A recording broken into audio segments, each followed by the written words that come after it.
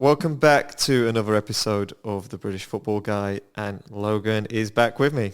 Hello. Glad to be back. Back, we've been to the restroom, got another beer from the last episode. We are actually going to run through all of these on the same day. This one I'm actually really pumped for, and it is talking about quarterbacks, because I think this year there is just so much to talk about in fantasy football for quarterbacks. It's such a wide and deep league in terms of what's been gone past. Like I don't feel like after round 5 you're scrambling.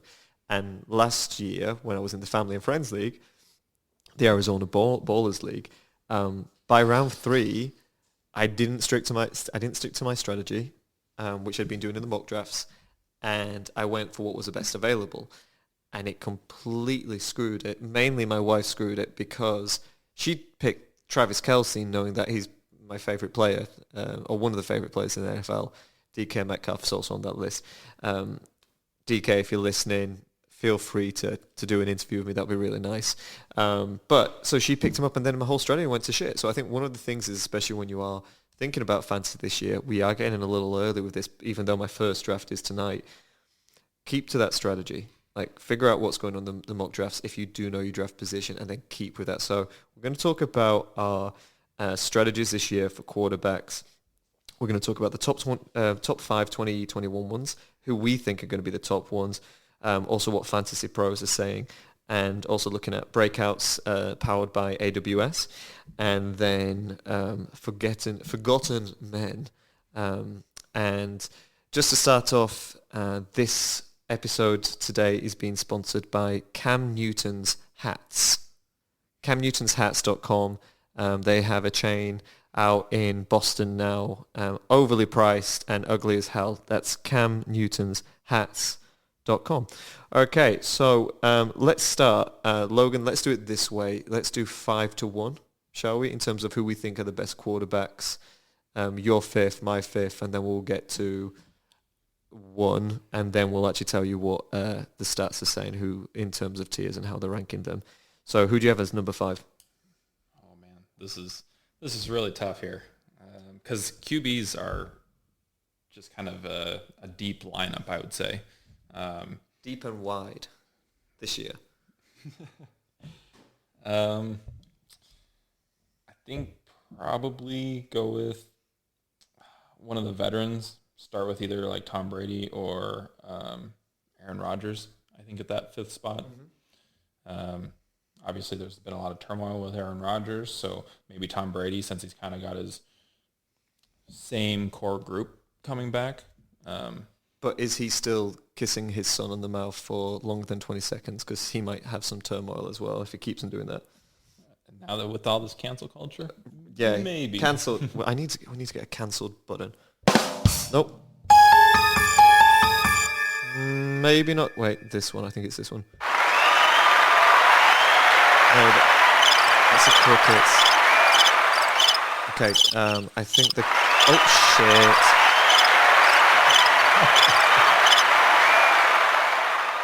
shit. This is the cancelled button. Tom Brady, stop kissing your kids. You're cancelled. No, that sounds bad.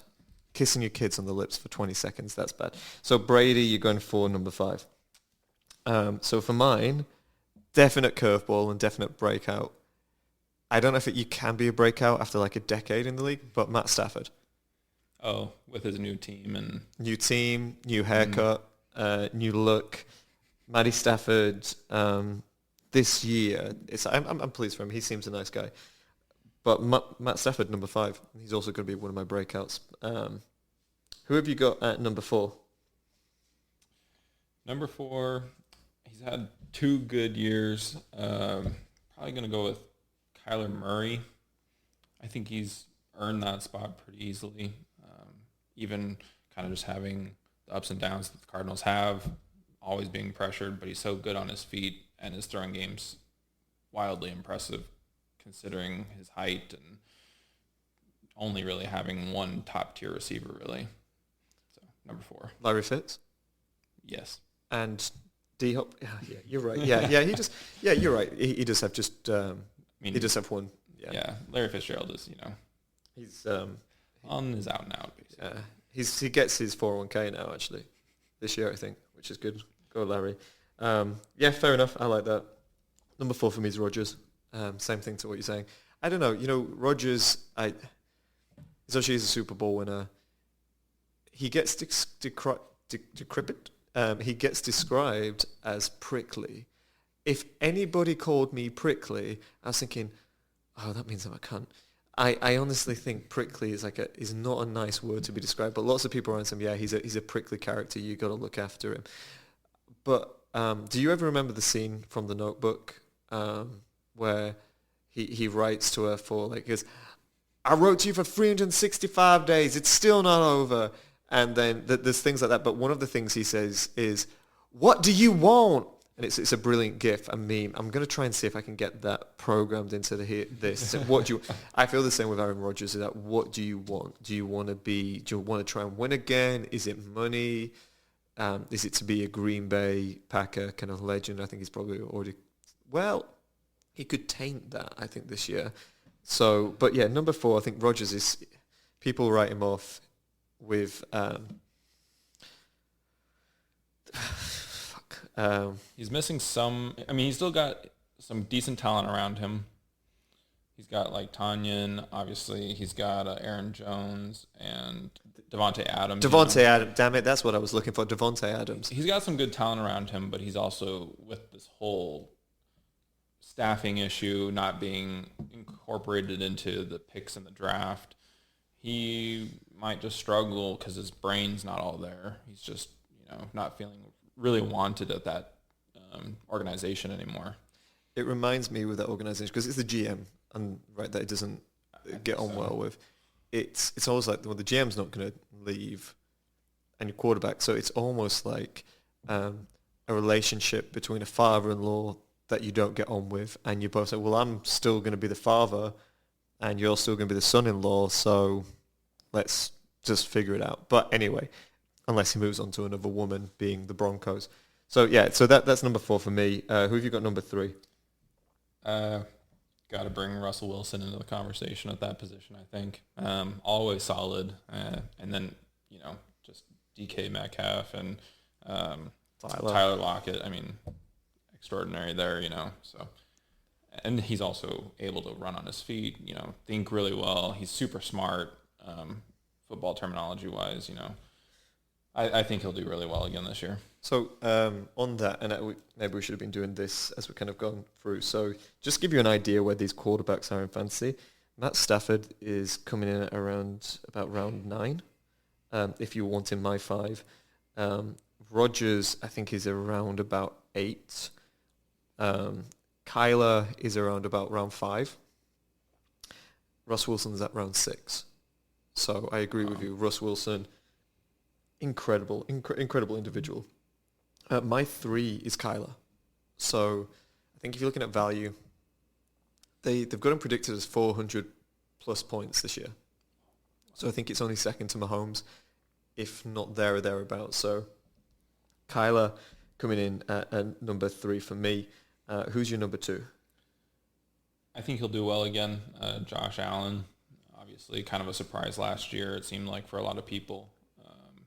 But it sounds like their core group is kind of sticking around, and he's super young, got a lot of talent behind him, heck of an arm. Again, he'll do really well, I think. So I agree. I probably should have put Josh Allen on here.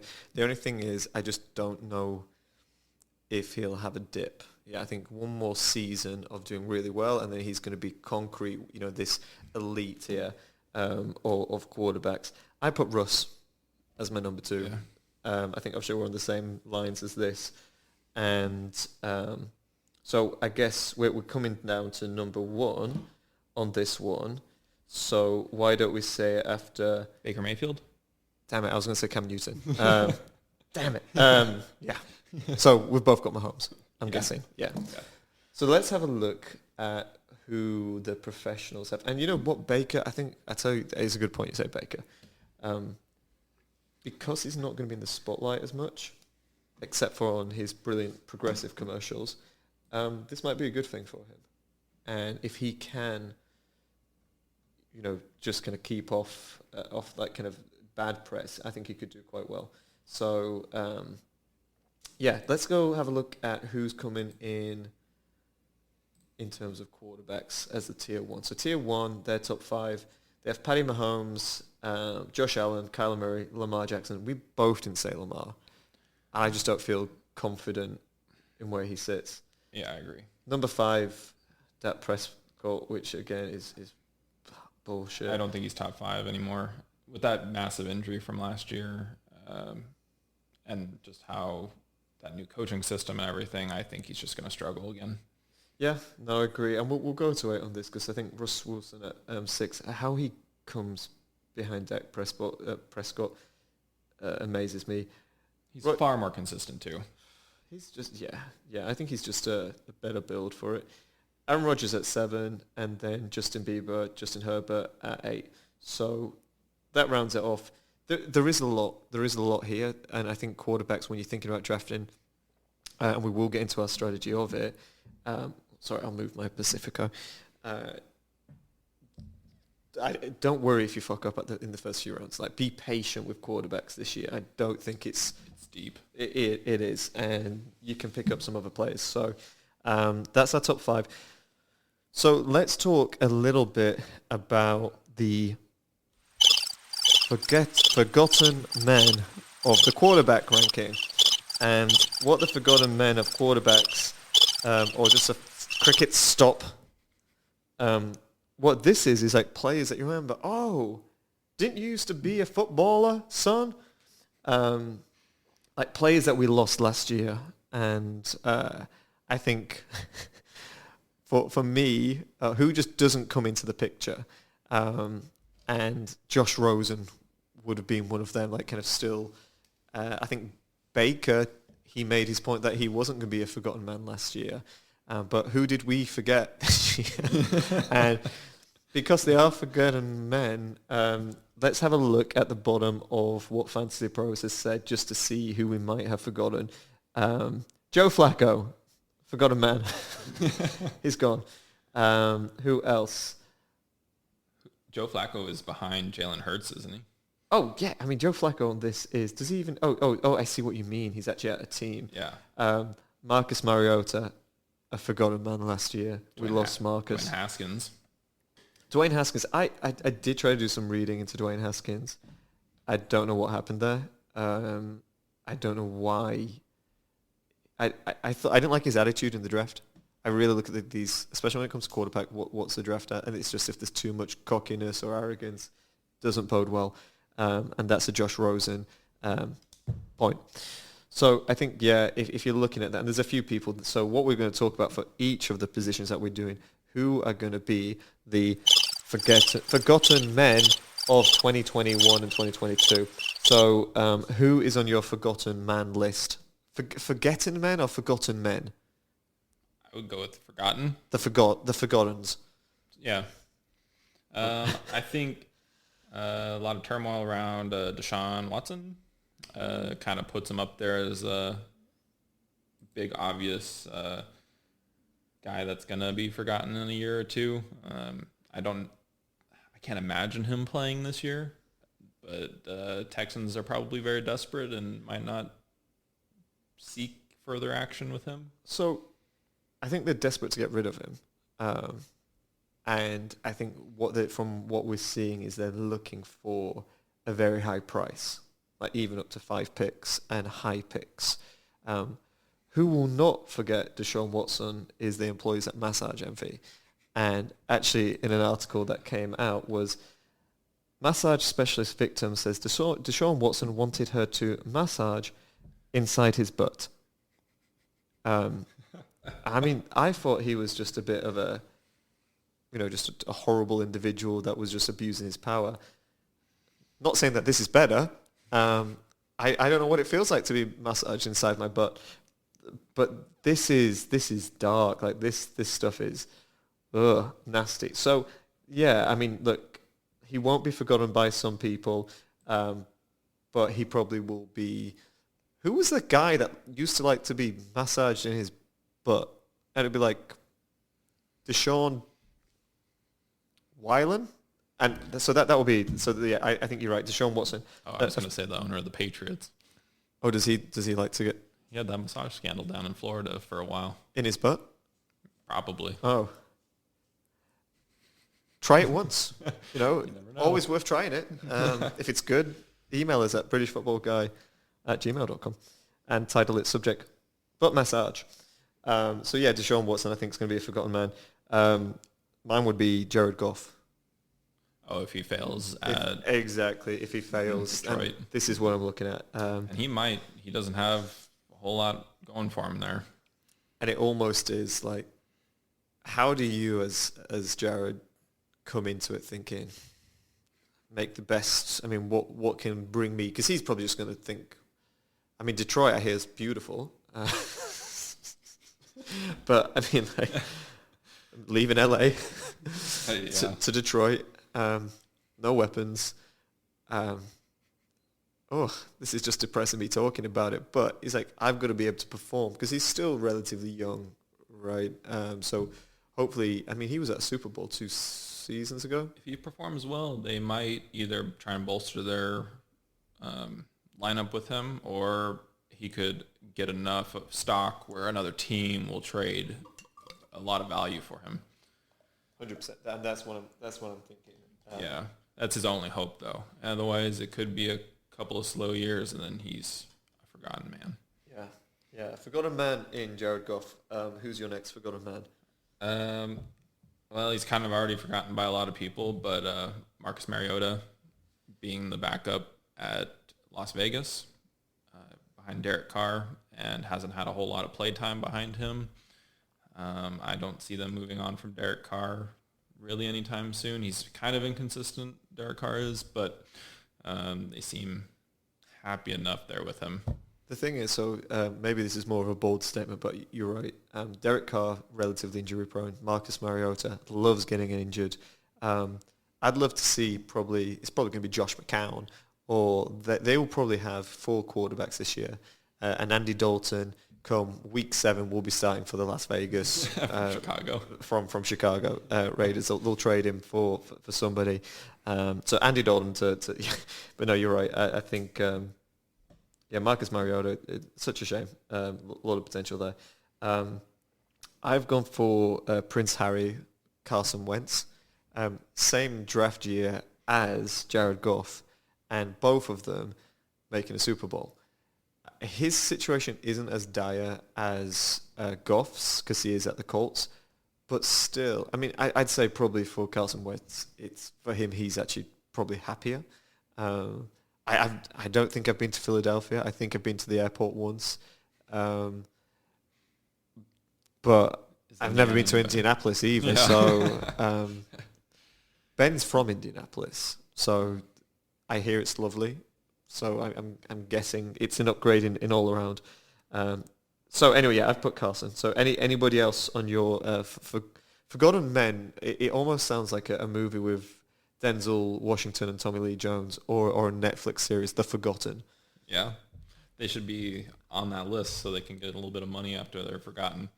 Oh my God, yeah, that's an Amazon Prime episode right there. Just a couple of last names. In the last episode I said Taysom Hill will probably take the Saints quarterback position.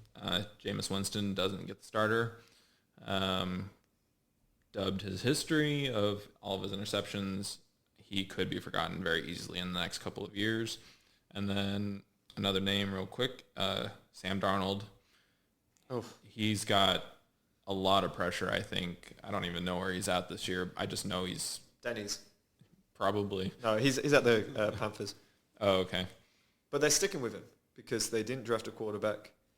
And they got rid of Teddy Bridgewater to the Broncos. So, right. But you're 100% right. I think they'll give him 1 year, and worst case, ship him off somewhere, probably Denny's. Denny's. I'd be interested to see. I think we spoke a little bit about this in the show before, like kind of comeback stories and quarterbacks that have made a comeback. And I think it is really difficult when your stock gets pretty low. Yeah. This is his comeback story. He was a USC. So again, for Pac-12, it'd be good to see him do or something. But yeah, last roll of the dice. for Sam Darnold. Last one I'll say is Cam Newton, because he is sponsoring this episode. I'll give him a little bit more plaudits, but yeah, Cam Newton just. Yeah. I don't know. I can't imagine personally being disciplined to handle a lot of attention and people saying, "Oh my God, you're amazing, Ollie! I love your hats," and you can throw a ball really far. I couldn't imagine for some of these individuals when we are looking at like kind of Cam Newton, Deshaun Watson. I've put even Roethlisberger when he was younger in here. Josh Rosen. You go through college as a young man with everybody thinking you're the shit, 100,000 seat stadiums just cheering you. You get to the NFL and you're like, well, I'm shit. But even for people like Cam, like lots of money, I think it's almost eccentric in terms of just what's reality. And I think it's quite easy to do. I don't think I could handle it. I often talked about soccer players, Cristiano Ronaldo, not the most grounded individual, but if you're that good, how can you stay humble and kind? And when you have everyone cheering your name every week, your ego would definitely build, I would think. So I get why these young people can do it. They just need to listen to more Travis McGraw and Travis McGraw, Tim McGraw. Tim McGraw. We'll forgive the Brit on this one. What is in the Pacifico? Travis McGraw. Who's even called Travis? Tim McGraw. There is a country star named Travis. Oh man. Yeah. All right. We'll move on. So Cam, listen to some Tim McGraw, not Travis McGraw. So that is the Forgotten Men. We are done with that part of this episode. So I think the next part I want to talk about is the breakouts. And if you think about the Forgotten Men as maybe the people not to draft, even as you kind of number 2 or number 3. So breakouts this year. Now, I'm going to give a little bit of context to this. The last 3 years of fantasy football, I've either won a league or been on a plane where I would have won the league. And this strategy has always been identify the breakout player. So in the last 2 years, and I know Kyler, so last year it was Kyler. The year before, I hit Lamar at the right time. And in all honesty, I don't remember who I had as quarterback before. I think it just had some shit hot running backs.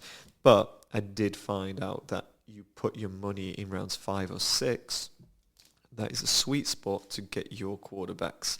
And the ones that kind of push you further and ultimately can win your fantasy leagues, depending on the format and depending on how many people you've got in the league. Now I'm playing in an 8-person league, 2 10-people leagues.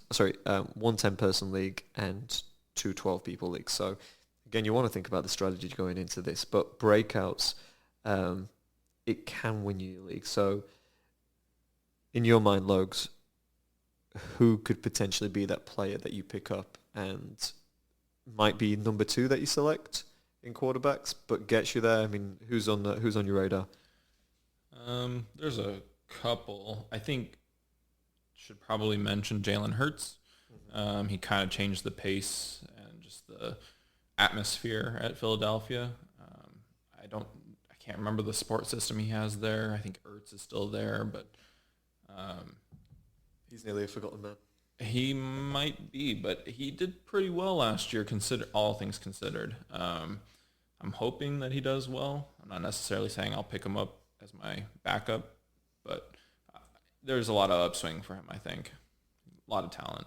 Yeah, I completely agree. So he was at Bama and then went to OU. Yep. His drop-off kind of came a little bit like Sam Ellinger with UT in that last year. Kind of thought he might be going for the Heisman. But no, I think he's phenomenal. He's that new breed of quarterback, right? He's your Kyler, a bit of the kind of the Russ build to him. So yeah, I think I had Jalen Hurts as well. I think he's terrific. Definitely one of my, number 1 breakout. So I had him. So the only other people that I have, and I've talked about Stafford. I think Matt Stafford is one. just because, and I don't, like I said, can you be a breakout in probably like year 10 or whatever else is in? So I've put Stafford in there because you've got to look at round value. If we're looking at Jalen Hurts in terms of where he's getting picked up right now, he is in... Where are you? One thing to mention in the meantime, Eagles have the easiest schedule this year as well, which could be an important factor. Okay, brilliant. So his value is going straight up. So you can get him. He's number 11 after Ryan Tannehill, Tom Brady, Justin Herbert. I've seen him kind of go around 6 in a 10-person league, and he's fallen in the last couple of weeks. But I didn't know that he's got one of the easiest pieces. So for me, Jalen Hurts is Jalen Hurts. I've never heard that in a name. Somebody called Hurts. Me neither. It's hard to say, but okay, so Jalen Hurts. And actually right behind him is Matt Stafford. So interesting we've both put those as kind of good value breakouts because they are 11 and 12 respectively. Who else you got? I'm always an underdog. I kind of like Fitzpatrick. I know that there's probably not a lot there, but I kind of like when he does his massive breakout games, and I always kind of have props for him whenever he can get there. So I'll put him there as a potential breakout this year. Nice to have in your pocket, I guess. How does your wife feel about you having a full life size Fitzpatrick in your bedroom? I thought it was a little strange when I first saw it, but I'm guessing the love really does run through. So Fitzmagic, yeah, look, I get it. I don't. Yeah, he's I think you could pick him up, and it's almost like hold him in just until you know he's going to have that breakout. Is it going to be at the beginning of the season? Is it going to be? I guess it has to be at the beginning of the season because he's starting. Correct. Yeah.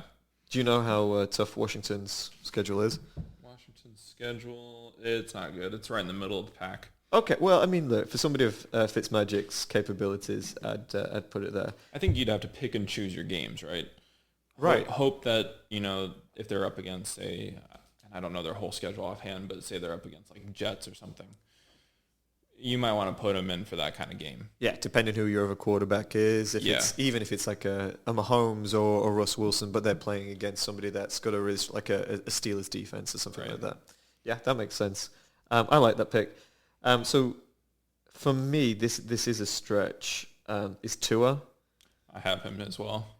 And I think it's hard to say one way or another with him. Miami is such a black box when it comes to knowing their consistency, at least in the previous seasons. But so I agree with that pick. He did well when Fitzpatrick wasn't doing well, and that's why they ultimately shipped Fitzpatrick off. So he could do good things there. So ironically, Tua is number 18 and Ryan Fitzpatrick is number 19. So when we are picking these out, this is obviously that grade below. You've got Jalen Hurts, Matt Stafford, Tua, Ryan Fitzpatrick. I could also see Tua becoming a forgotten man in a couple of years forgotten man. if he does not succeed in the next year or so at Miami. Yeah, it's a big thing that he needs to overcome there. Yeah, no, absolutely. I completely agree. He's definitely, I'd say, the build and play style of a Kyler and a Jalen Hurts. He does fit that. Is he injury prone now at this stage of his career? And there are a lot of unknowns about him. Yeah. Again, so he might be a waiver wire type of quarterback that you want to pick up early if you see he comes out of the blocks quick and your quarterback roster isn't that strong. Or your quarterback roster is that strong, you just want to take him off the board, so you stop somebody else getting him and be devilish like that. I probably have one or two more that I can sum up. Okay, let's do real quick. Yeah, who you got? Two names. There's a lot of hype around Trevor Lawrence at Jackson. I'm going to ride the train, see how he does. He's got Urban Meyer as his head coach there. There's a lot of potential. Do you know that and this is strange that you said ride the train, because Trevor Lawrence actually called his penis the train when he was at college at Clemson. Bummer. Was that just a coincidence, or did you know that? I did not know that. Yeah, Trevor Lawrence calls his penis the train. There are worse penis names out there. I think that's an interesting one. I'd like to see that Trevor Lawrence do well, not the train. My other one would be Jameis Winston. I think, again, I don't know how he's not a forgotten man, but maybe because of the interceptions, that you can't forget that when you break a league like that, but a record like that. But yeah, I'd say Jameis Winston, a potential breakout. And my last one, and then I'll hand back over to you, finish this, Joe Burrow. Yeah. I like Joe Burrow. He did well, even though he got injured. He did really well, all things considered, at the Bengals. So I wish we saw more of it. And there was a clip. So Sports Center's Instagram, and so Logan and I play on the same soccer team, and one thing that I'll always try and preach is positivity, like lift your other player, teammates, brothers up on the field. And there was 2 clips that I've seen, both on Sports Center Instagram, and it's only positive videos. It's no kind of, it's not political. It's just like, this is cool, this is good, this is a great achievement. And one of them was with Joe Burrow at the beginning. Joe Burrow or Joe Burrows? Yes. Joe Burrow. Joe Burrows is if you had more than one burrow in a room, and it'd be multiple burrows. It would be the plural. And it was one of his first games at the Bengals, and he said he went over to the refs and said, "Hey, I'm Joe. What's your name?" I remember that. I like that he's just, it's that when we talk about being level-headed and listening to Tim or Travis McGraw, that you have that part of you. So I like that about Joe. And there was another piece, I'm just trying to think who it was. I think it was DJ Shark at Jacksonville. And he had like one of his, I don't know, like face wipes, or what do they have, like to just... Towels. It's a towel. And he said to, I don't know if it was like James Robinson or one of his colleagues or teammates, he said, "Hey, go give that to that baby. He's a Jacksonville fan." He's like, "A baby?" He's like, "Yeah, he's a Jags fan." He's like, go give it to a fan." And he's like, oh, okay. And it was just more that, it was showing his appreciation for the fans, like do something that might be small to you that they will remember. And I really like that. So yeah, Joe Burrow for me would be, again, somebody, if he's injury-free, with T. Higgins, with our Jamar Chase, his LSU buddy. Could go far.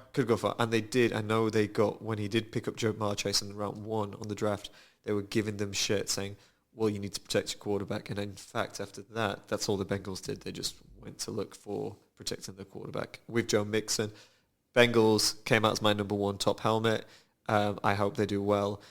I think if I wasn't a Cardinals fan, I might be a Bengals fan now. Bold statement.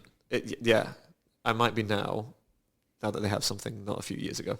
That's who I play. That's who I play with in Madden 20. No, actually not even 20. It's like Madden 18 that I play. Cool. So I think, did you have one more?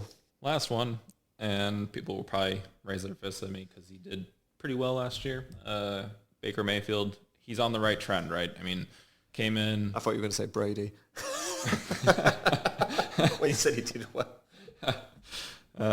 Baker Mayfield came in first season, mediocre, but just been progressing, shows a lot of promise, a lot of confidence in himself now, a lot of positivity out on the field, just like you mentioned from like soccer. Got a decent support cast. So I'm just going to put him on that list as somebody that I'm going to keep an eye out for, potentially as my second. I completely agree, and this is why it's so deep. Is if you're looking at quarterback, where is Baker? It can't be that far. Pretty low, probably. But there's a lot of names that we haven't even touched on. Tannehill did really well last year, but then you consider that he's got Julio Jones this year, and he's got Derrick Henry as his running back. I mean, you can't go wrong with that. Yeah, so Mayfield's at number 17, and he's ahead. He's sandwiched between Kirk Cousins and Tua. And that's another name, Kirk Cousins. I know he's been kind of inconsistent, but when you consider he's got a decent supporting cast again, Adam Thielen, Justin Jefferson. Mm-hmm. There's a lot of potential there, and so it's hard to limit it to just a few. And he's got a fucking cool helmet, like the Vikings helmet we've talked about before. It's so sweet. Yeah. If you've got a Viking horn on, it does give you like an extra boost. I like that. Okay, so that wraps up our kind of potential breakouts, and I want you to think about, if you are doing fantasy, the value with these, and it is deeper than before. And I think there's going to be a few plays that go off. So let's talk about strategy. I have a very specific strategy with quarterbacks this year, and it's non-original. I heard it from somebody else, and they had like some shitty... It was a YouTube channel one. I hadn't heard of it before, but I think it's almost so obvious in the fight... Wait, how long have I been in the States? So about this, I've been in the States for about 7-8 years, and I've been playing fantasy football for about 6 properly. It's such an obvious thing, and I'm sure lots of people do it, but if you're like me, you don't do it, then you should do it, because... And Logan and I are going to play in the same league, so I will tell you my strategy, because there's more than one person that can do it. Let's split the winnings at the end, since it's only a $10 league. Do you have a strategy? Not really. My strategy last year was pretty poor, honestly. I think I took Lamar Jackson in the second round just because of his last season and high hopes that he would do it all over again, and pretty bummed out it didn't go that way. Mm-hmm. So I'll probably be looking for a new strategy. I think I'll probably focus on some other positions early on, and then bump the QB position down, especially since we've mentioned how deep the QB field is this year. And you only really need one with that, kind of that fill-in option on the bye week. And you know what? It's interesting that you say that. It'll go down the league. I was drinking a liqueur last night, and I was just doing a mock draft, and I completely forgot about a quarterback. I think it was like round 6. Oh, fuck. I need to draft a quarterback. Yeah. And then I just looked and I was like, oh, Ryan Tannehill. I'll choose you. So you're right. I think there's a lot more pieces for it. So I've spent a little bit more time, I think, put into the quarterback strategy and just playing this out on mock drafts very early on. And it's threefold. So I'm looking at a breakout candidate, not as my first pick. I'm looking at later. And I'm also thinking about picking up 3 quarterbacks. Wow, interesting. Because the other positions are deep at wide receiver as well. So when we're looking at these potential breakout candidates, you've got... So I put Stafford, Winston, Hurts, Tua, Burrow. You've said Baker. You could have Tannehill. Also, there's just so many. I think you could have 3. And if one just does poorly, drop them. The wide receiver.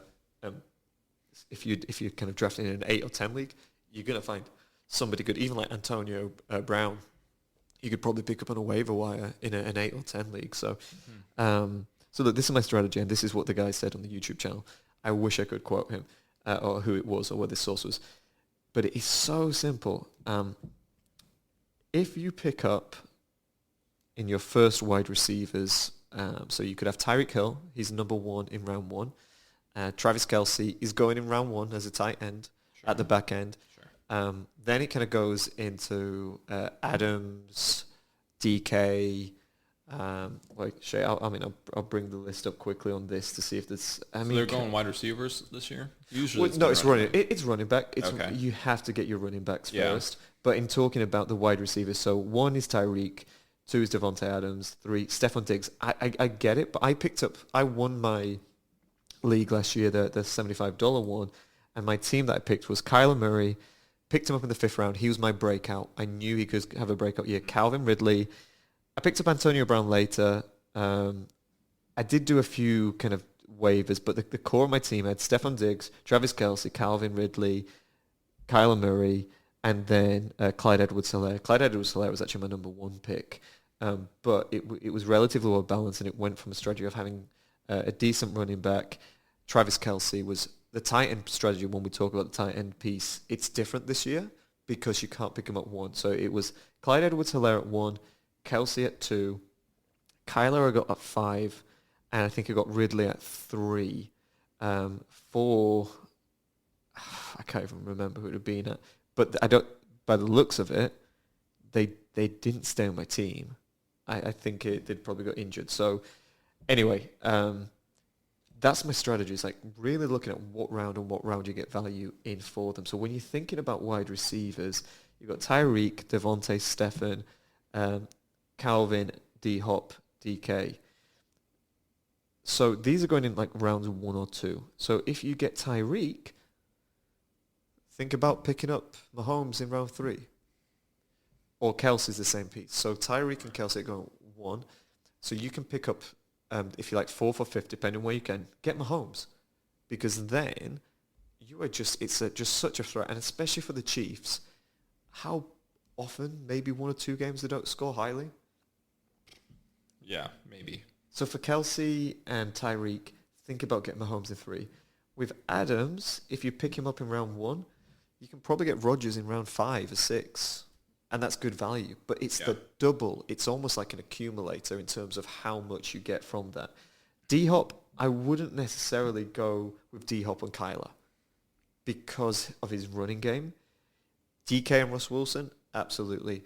Now, the other thing about my strategy is Russ Wilson's actually the quarterback that I'm going for in most of my leagues if I can, because of his value. But also, if I don't pick up DK Metcalf, I can get Tyler Lockett. Yeah, and they're equal and opposite, right? One of them's going to have a good game. The other one, probably not. That's it. So that's my strategy going into it, is trying damnedest to pair somebody, even if it's Julio Jones and Ryan Tannehill. Sure. Yeah. And Tannehill might be my quarterback number 2, but if I've got Julio, then when the game is when they're playing somebody where they should blow them out, that's when I put Tannehill in over, say, something like Jalen Hurts. So my strategy this year is really trying to pair somebody, and there's a few levels that you can be flexible about doing this. So if it's the Rams, Cooper Kupp, and we're going to talk about wide receivers, and but Cooper Kupp and Stafford, both really good value, and it's this kind of doubling down on the points that you can get, and these are good teams. We're not talking about Drew Lock to Jerry Jeudy. You know what I mean? It's just not something that you'd have. Who? Another forgotten man. Not Jerry Jeudy, but Drew Lock, and he's also a dick. So that's part of my strategy. So the first part is having a double down. So, DK and Russ is my number 1 choice. Also having a breakout candidate behind Russ that is probably going to be somebody like, even if I could get Stafford late on or Jalen Hurts late on, but I'd definitely have a Burrow. I'd definitely have a Burrow in there or a Tua because there's nothing to lose. So that's my breakout and double down strategy plus potentially 3 quarterbacks and add in somebody like Baker Mayfield or even Ryan Fitzpatrick. Sure. And then you just got the flexes. It's such an important part. So that's my strategy going into this year, is looking at how much value there is in quarterbacks, but it allows you to be flexible in the actual draft. But with the duo, right? But with the duo. And that applies to a number of teams, right? You got the Chiefs, you got the Bucks. I mean, Mike Evans with Tom Brady, that's an incredible duo right there. Or even at the worst of it, Dak Prescott to CeeDee Lamb or to... I mean, you'll never find me drafting a Cowboys player. Amari Cooper. this side of the millennium. But yeah, that's you exactly get my point, though, right? You definitely can. You can find that value. Aaron Rodgers to Devontae Adams. It's just incredible, right? There's depth this year. But I've never done it. I've never even thought about it. And when I think about who I've drafted at quarterback in the last few years, especially the last 2 that I've won leagues, was Kyler Murray, no wide receiver tight end from the Cardinals. And the year before was Lamar Jackson, no Ravens wide receiver. I mean, I don't think Ravens have wide receivers at that point, but should they do now? So I think that's a big piece, is really doing that. And I almost feel like it's a fail-safe because there's so much options. I never remember the Falcons quarterback. Matt Ryan. But even with Matt Ryan, if you have Kyle Pitts... wait.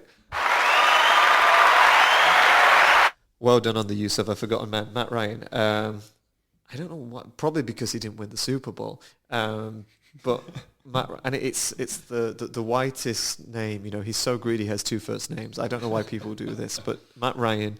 But but he has Calvin Ridley and Kyle Pitts. So you technically could get Calvin Ridley, Kyle Pitts, and then Matt Ryan you're picking up in the 40th round, or even on the bloody waivers, and your strategy can adapt to that. So I think that's the big thing that I'm looking at with quarterback is not to panic and just see how it goes and just know that, sure, if I can get DK and Russ, I am happy as Larry. But if not, I'm just going to see who else is available. Find other duos. Find duos or trios in certain... Yeah. So, I mean, hypothetically, you could get Tyreek Hill, Kelsey, and Mahomes. If it lands, there is a little bit. If Kelsey pushes into 2 in an 8-person league, you can get Kelsey, Hill, and Mahomes. And if you got that, it's almost, I see, like kind of a poker. It's like a royal flush of Chiefs. Right. But that way, yeah, sure, bye week comes along. Well, it's one game. Right. It's one game. And then, yeah. So anyway, that's my story. Anything else that you're doing a little bit differently or thinking about? I think I'm just going to copycat you this year, considering how my strategy went last year.